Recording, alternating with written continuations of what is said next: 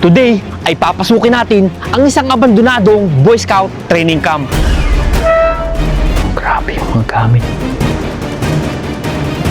Ingat tayo, baka kasi meron ng buhay na nanirahan dito.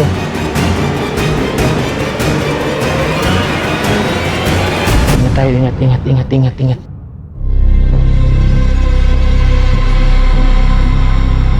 Sa paanan ng bundok Maria Makiling, nakatago sa makapal na damuhan at nilalamon ng panahon ang isang lugar na minsang puno ng sigla, disiplina at pangarap sa kabataan. Ito ang abandonadong Boy Scout Training Camp, isang pasilidad na dating nagsisilbing sentro ng pagsasanay ng Boy Scout of the Philippines, kung saan hinuhubog ang mga kabataang Pilipino upang maging handa hindi lang sa kalikasan kundi sa tunay na laban ng buhay. Dito, natututunan ang survival skills, leadership at brotherhood sa lilim ng Mount Makiling.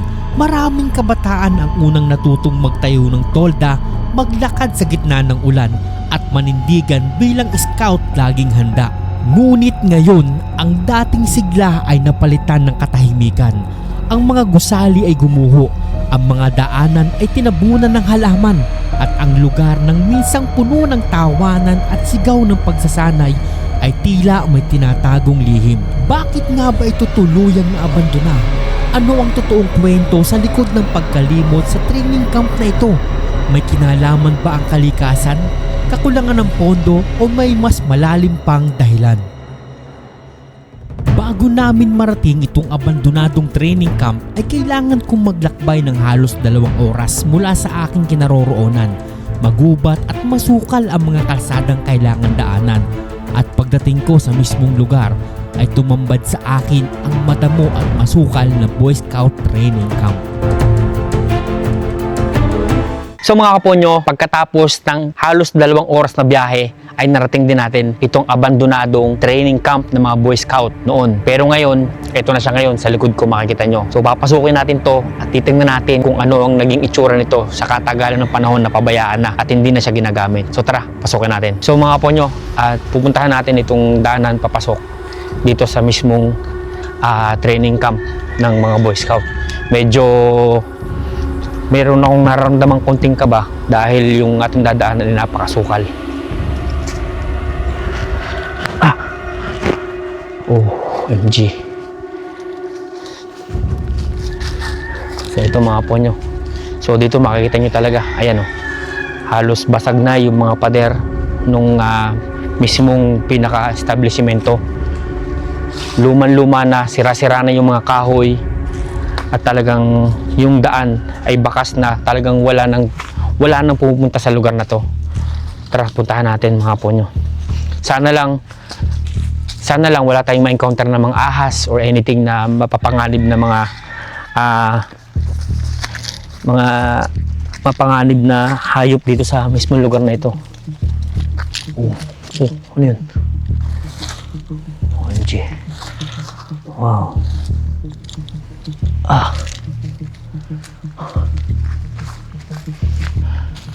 Grabe mga kaponyo. Wow. So dito pa lang kakabahan ka na sa tubig. Parang may mga alam mo yun, baka meron na siyang nanira na buaya na nasa ilalim ng tubig na to. Ito kasi yung dating swimming pool na ginagamit nila sa pagtitraining sa mga Boy Scout. Ayan mga ponyo. So ang style niya pa letter U. Wow. Grabing sukal. Tingnan mo, ang tataas na ng mga damo. Talagang kitang-kita at bakas na bakas talaga yung pagiging abandonado niya. Napakaganda ng lugar na to dati at napakasigla dahil mga kabataan ang tumitigil dito. At talagang yung enerhiya ng mga kabataan, ramdam na ramdam sa lugar na to. Pero ngayon, sobrang tahimik talaga at nilamon na ng matagal na panahon.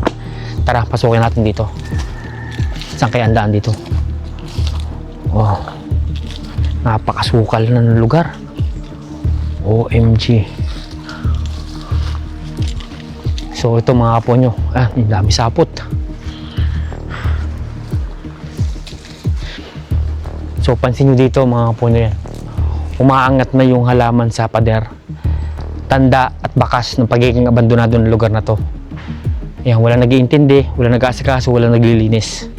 At talagang unti-unti nasisira yung mga establishmento. Tara, kailangan nating bumaba. Mga ponyo, kailangan nating bumaba dito. Wala mismong daanan. Grabe. So, kita nyo naman, dito sa tapat na to, halos talagang masukal na. So, kailangan natin gumamit ng flashlight para ilawan natin itong makikita natin dito. So, ito mga ponyo, kita nyo dito. Ayan. So, mahaba to hanggang dun sa pinakadulo. Hindi sa kabilang side, meron ditong isang pinakita kong parang basement. Grabe. Kilabot naman. Grabe yung mga gamit. Ayan mga ponyo. So ito, meron ditong isang jacket na nakatambak dito, nakasabit. At ito yung tsura ng paligid ng itong abandonado na to. Meron pang tasa nakasabit to. Ayan o, may tasa nakasabit. Grabe. Sobrang abandonado na. Yung mga lumang gamit dito. Ayan, may mga hose pa. Tara, punta naman tayo sa kabilang side.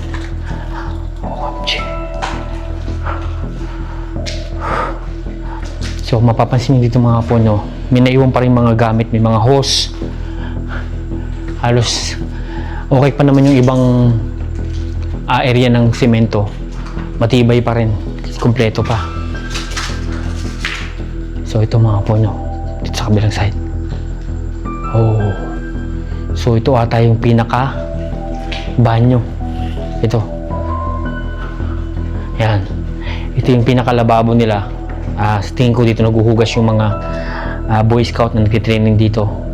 And dito sa kabilang side, meron pa rin isang kwarto. So, wala nang ibang gamit dito. Ayan. Wala na. Dito lang itong hose na to. At tingin ko, ito yung hose na ginagamit sa swimming pool kapag gusto nila lamnan yung tubig or gusto nilang igahin yung laman ng swimming pool. So, dito tayo sa kabilang side. Wow. So, dalawa yung daanan mga kaponyo. Merong isang daanan pa dito sa kabila at merong isang daanan pa dito sa kabila.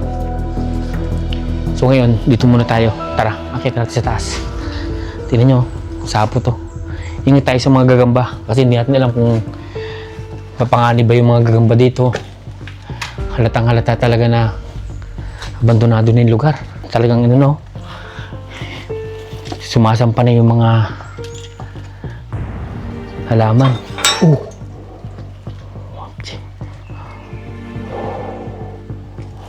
Wow. Grabe. So ito mga ponyo, dito na tayo sa taas. So kung mapapansin nyo, yung mga kahoy sa taas, delikado na. Delikado na dito. Ayan halos masisira na yung mga kahoy na ginamit sa bubong niya. At ito yan, mga ponyo. Pansin nyo dito, sira-sira na yung mga pintuan. At ito, tingnan nyo naman mabuti. Kinakain na, unti-unti, naaagnas, kinakain ng mga anay. So dito muna sa kabilang side na to. Yan, meron dito nakatagong lamesa. Meron pang filter ng mask. Ayan ginagamit nila dito sa pagtitraining nila. Sayang, tingnan niyo mga ponyo yung view dito. So dito pa lang, ganda na ako sa tanawin niya. Kasi kitang-kita mo yung pinaka-swimming pool. Sayang talaga. Nakakapanghinayang ng lugar na to. May naiwan pang tsinelas ng bata. Tingnan nyo. Grabe. Ang creepy na ng lugar. Sayang.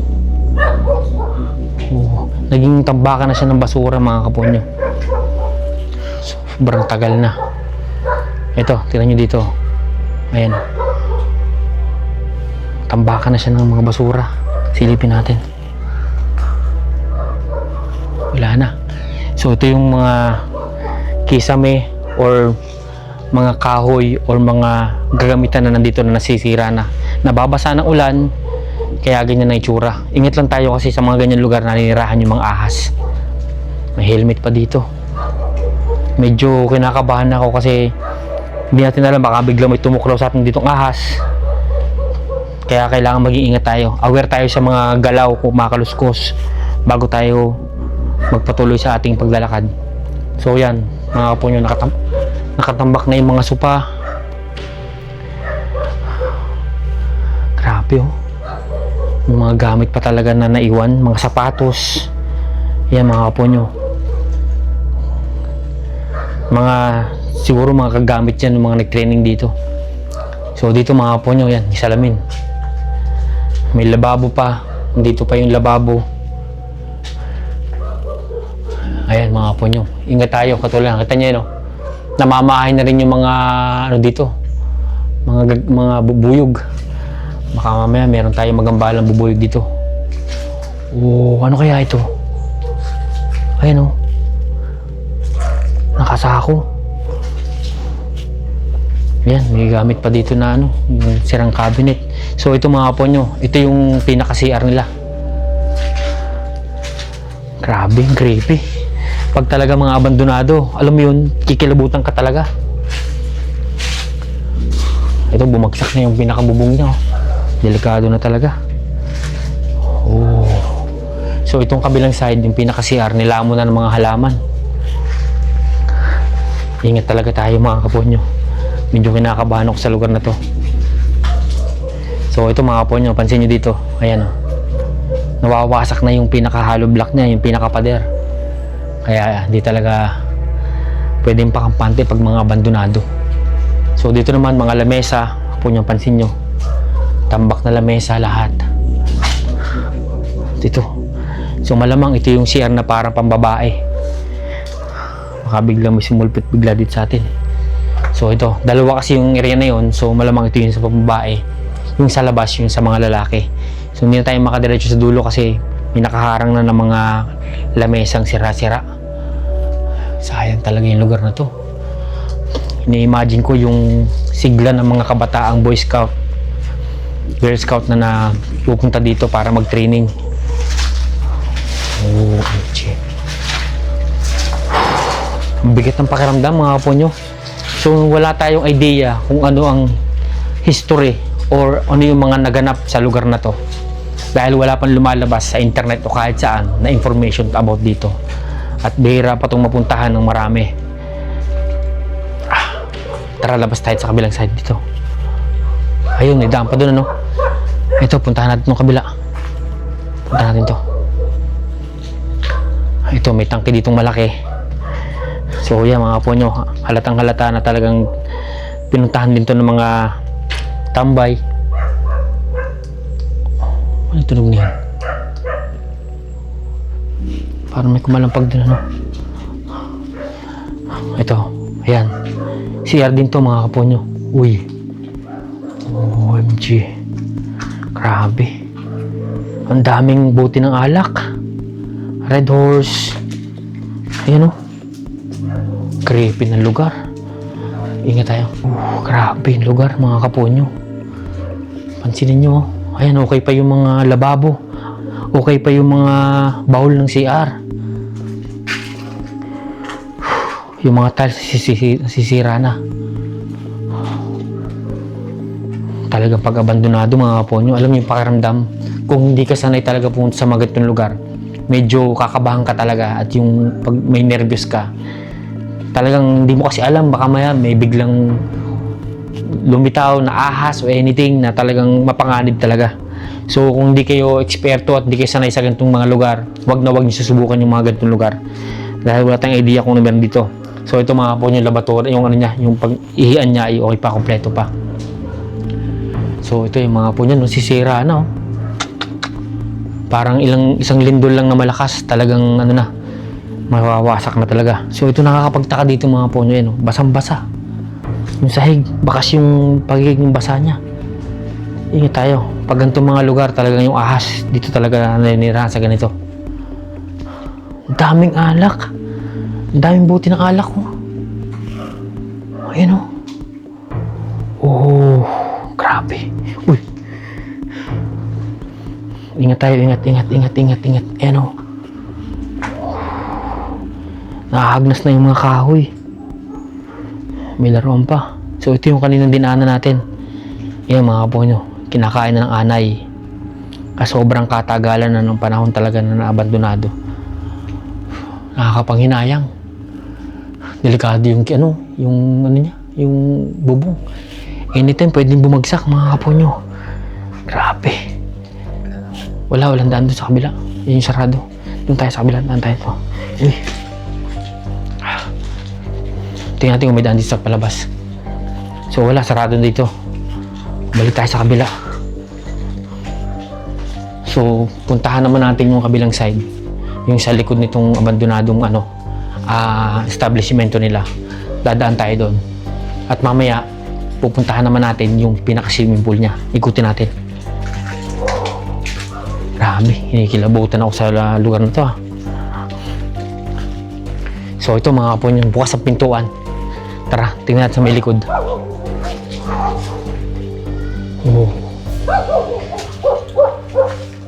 Oh my God. So ito mga kapon, meron pa ditong isang area. Tingin ko ito yung pinaka-karinderya niya. Ayan o, may parang sign na dito bumibili yung mga nagtitraining ng mga Boy Scout. So ito yung pinaka main entrance nung training camp nila. So yung dinaanan natin doon kanina is yung nasirang bakod na naging shortcut na rin daanan. Siguro ng mga tumatambay pupunta dito. So tara, puntahan din sa loob. Oh, wala nang naiwan na gamit. So ito yung pinaka-cafeteria o pinaka-tindahan siguro na binibilhan ng mga Boy Scout dito. May daan pa kaya di sa kabila. Grabe no? Oh, wala nang daan nata dito. May punong malaki. Saan daan? Pinaka-entrance doon. May aso eh. Hindi habulin doon. Muna tayo dumaan sa kabila. Tara. So mga kaponyo, puntahan naman natin yung swimming pool. Baba ulit tayo dito. So mga kaponyo, pagkatapos nating maikot itong buong establishmento sa taas, pupunta naman tayo sa baba, sa may swimming pool. Tingnan natin kung ano nga bang itsura na itong swimming pool na to. So hindi ko sigurado kung sa mismo ang daan, pero susubukan natin sa may bandang dulo doon sa kabila. Tara.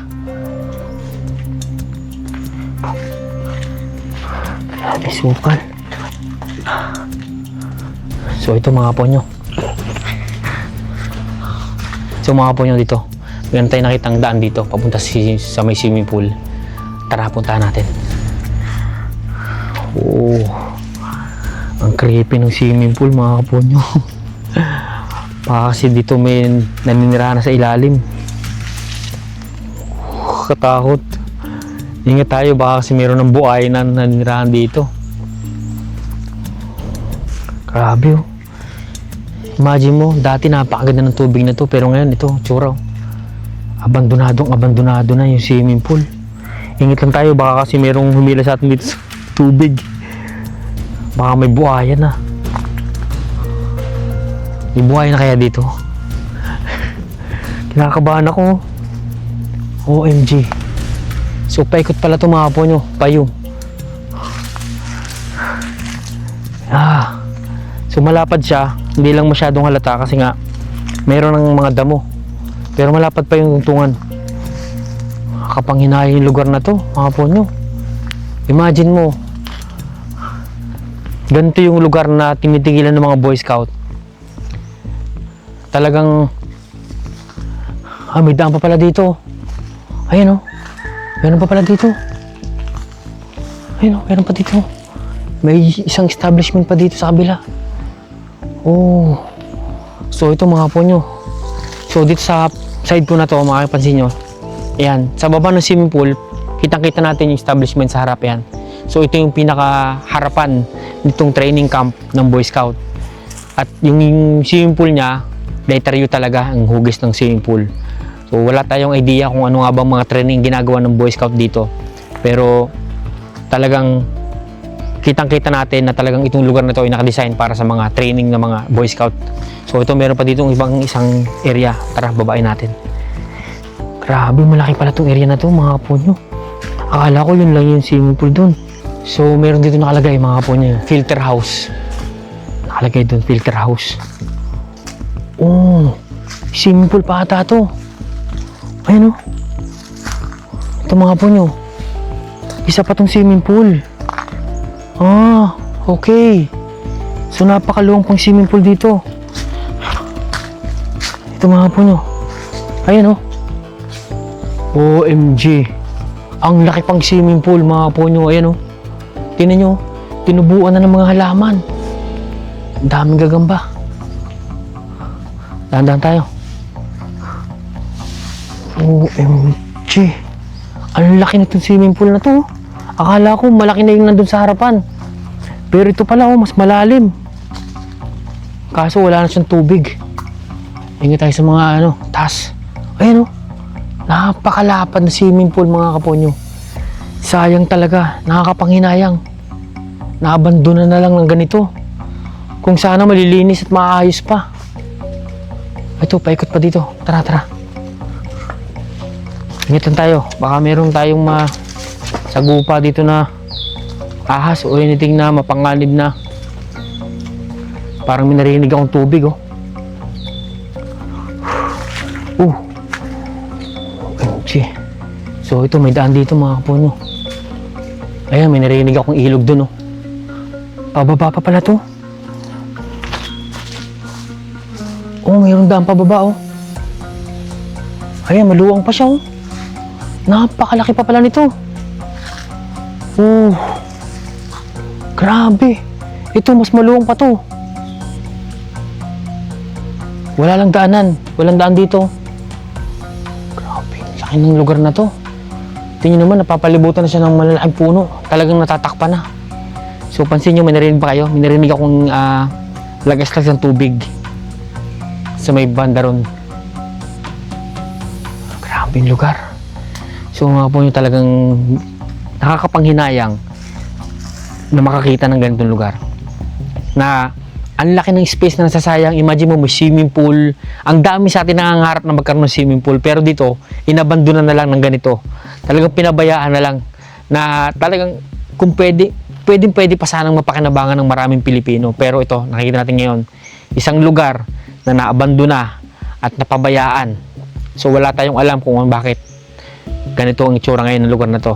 Pero isa lang ang tiyak sa nakita natin, abandonado na ang lugar na ito. So muli mga po nyo, maraming salamat sa pagsama nyo sa pag-explore natin sa lugar na to. At kung gusto nyo ng ganitong video, like and subscribe sa ating YouTube channel para updated ka lagi sa ating mga bagong video. Thank you very much.